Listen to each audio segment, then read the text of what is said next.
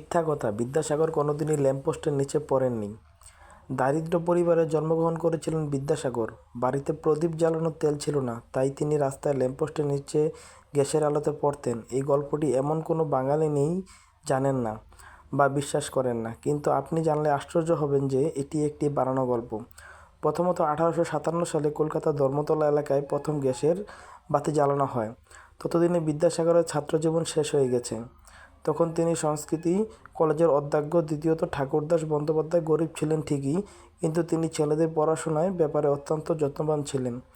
তাই তারা ছেলেকে তেলের অভাবে রাস্তায় পড়তে বসতে হবে এটা মেনে নেওয়া যায় না।